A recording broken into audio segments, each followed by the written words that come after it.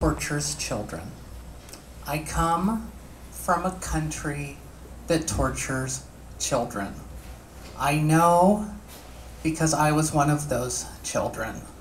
I was born into a culture that worships only the binary, gender indeterminate, intersexed. I'm invisible, nobody knows about me unless I say something. And the clinical definition of what I was born with is called Hypospadius. And I had indeterminate plumbing. Did I have a big clitoris or a penis or something in between? It was something in between, and the doctors decided, oh, we can add stuff. So you can pee out the end of whatever it is you have and have babies and everything will be wonderful. And I'm like 3 years old and I didn't know, So I was put basically under the knife, put into a lot of pain, and it was like torture. There was no reason given. It was against my will. They didn't give kids pain meds back then or anything. It was agonizing. And I remember some of the nurses going, boys, don't cry. Boys, don't cry.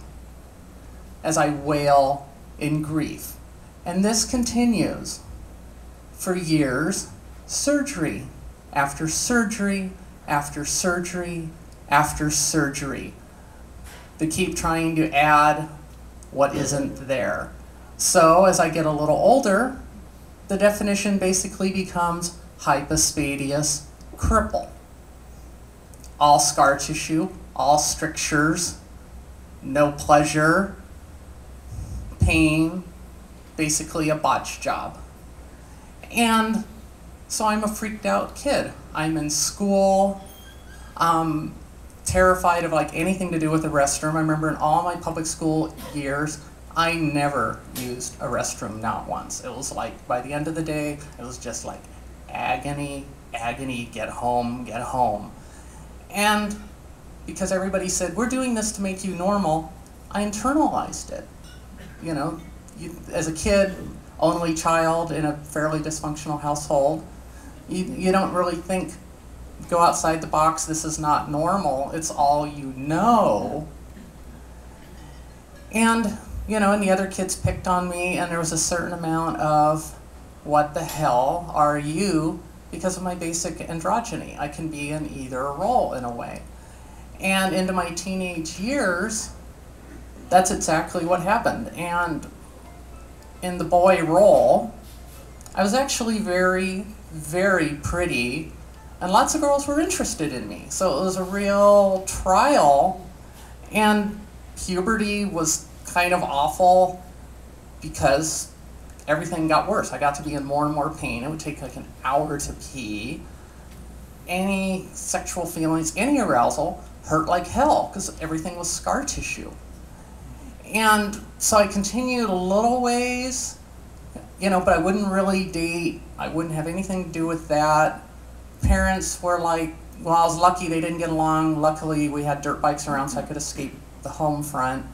And then my dad was basically, he was offering to do things like buy me a hooker and things like that. And he thought his idea of teaching me how women are would be to yell out the window, hey mama, how's your big pussy? Things like that. Great role models, huh?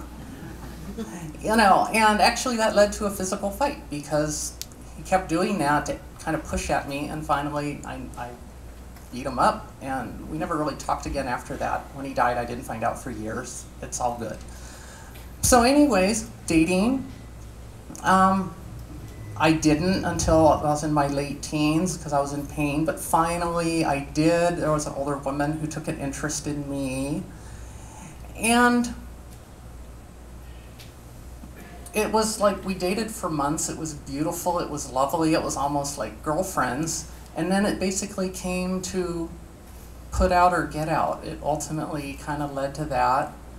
And in that one experience in the boyish sort of realm, It was awful. It was all pure pain, agony, excruciating, an ordeal.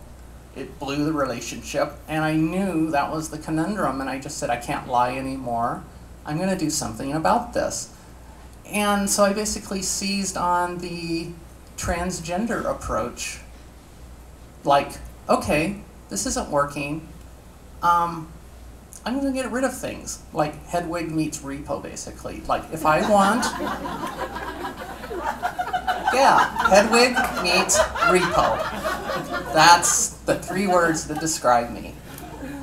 So I basically said, all right, to live my adult life, not have kidney failure, not be in pain, I have to leave pieces behind. And since the doctors had at me again and again and again, it wasn't the hardest decision.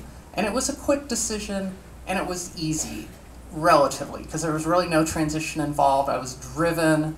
The only bad effects, they did treat me with hormones for a little while, which caused a lot of problems because I don't need it. So I went under the knife. Things were a little better, but because of the hormones, then I ended up with gallbladder disease, so I ended up under the knife again. And at that point, I thought I was a goner. The hospital, they were treating me like that weird guy. He's, you know, you're a freak, you're weird. It was awful. And it was a real education in how the medical people treats people who are different, because all I ever wanted to be was myself. So I hit my adult years and moved to San Francisco, and I'm around all these different worlds. I'm around the straight world, which is pretty accepting because I'm invisible unless I open my mouth. And then in the gay boy world, I kind of got a certain amount of, oh, you were just a faggot with a castration complex, which was really a big hit. It was really ugly and mean-spirited. And in the lesbian world, I got some of the, you're just a male invader in our space. So I kind of stayed out of the gay world. The straight world actually treated me better. I did date a little, but it was always a landmine because of my sexuality. I've come to some peace, but there's still issues. I mean, I'll never get over it, but at least I can have an accommodation. And so I basically went stealth, stayed in the closet, lived my life very quiet, put my artist into a coma because I thought, if I can't be myself in the world in San Francisco, I can't be anywhere. I'm going to go hide for like a decade and a half. And that's basically what I did until I witnessed a friend's murder-suicide, and it hit me really hard. I went through a period of where, if this is what women, all the women said, oh, it was her fault, she deserved to die. So I had this big hit and said, I don't know, I think both genders are kind of a mess. I'm going to go my own way. I'm going to live in between and be true to myself because I found both limiting. And so I digested that event and then ended up taking a singing class. I got back into dancing, music a little bit. And the singing thing, it brought up all the issues, everything I'd ever repressed. The fact that as a kid, I didn't even talk because I was shell-shocked. So, yeah, let's take a singing class because I wanted to be more. And that led to like a 4-month wail, a complete breakdown. This was 2 years ago. And I said, I will do this. I love music. I'm supposed to sing my own songs in public, play instruments, do music. That's my current path, to just be more than I've been, to not be the scared kid who always hid. Luckily, I have a good sweetie who adores me, even though I'm so hard on her in some ways, just because all the damage is there.